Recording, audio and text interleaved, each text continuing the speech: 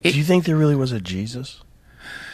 Well, I think, I read that controversial book by Reza Aslan about Jesus. It's pretty good. It's called, oh, geez, Jamie, I'm sorry. I don't know the name of it. I'm so dumb, man. I can remember what books say, but I can't remember their titles. But yeah, he says, apparently there are references to zealot. And it's controversial. I know some people don't like it, but I enjoyed it. But it says, apparently there are references to a Jesus, but never described as Messiah, but as a magician who was going around healing people and stuff. Oh. So there is some reference to the being, but I get so bored with the attempt to find the historic Jesus, because I think it really misses the point altogether. I think you get so caught up in trying to find the grail or whatever, that you lose track of, regardless of the truth of this being walking the earth. Does it change the substance of the parables and their referencing of some realm, a transcendent realm, a possibility outside the suffering of the mundane world, outside of sucking emperor dicks so you can get a little bit of power?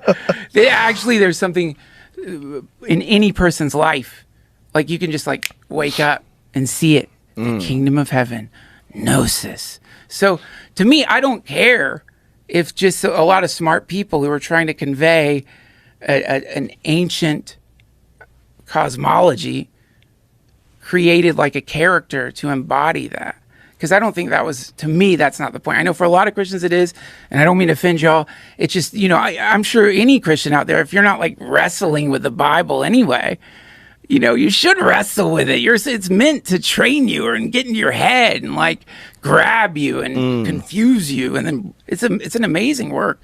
It really is. The New Testament, I mean all of it. Wasn't one of the controversial aspects of when Martin Luther translated it? When they translated it into phonetic language so that people didn't have to know Latin to read the Bible. Yeah. One of the more controversial things is he was I think he was expressing something very similar to that you're really supposed to get out of it what you get out of it. It's open to your interpretation. Yeah. I think it loses all its power if it requires an actual flesh being.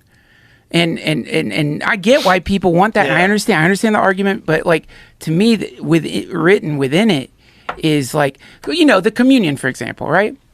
Jesus never said, here's how we are going to do communion. He did say something really quite beautiful about, which is exactly maybe the sweetest thing you can say to your friend if you're dying, which is, when you eat good food, remember me. And when you drink wine, I'm going to be in that wine. Oh my God. Oh. That's so sweet. It's so beautiful. And it's such an invitation for everybody. Anyone, you can all eat. I'm in your bread. I'm in what the life force itself, to the point where you can connect with me just through basic dietary stuff. I love that. It's beautiful. It's such a great way of fucking up the middleman, the priest class, the hierarchical bullshit. It's no, I'm here. I'm completely with you right now. Yeah. Just you got to reach out. And so whoever wrote that, I think that's what they were saying. It's you're kind of in a weird part of the multiverse where it's easy to forget there's a lot more going on than what you think is going on there. Yeah. And it's easy to fall prey to all the tricks of that place, because it's a tricky place that wants you to worship it. And you don't have to do that.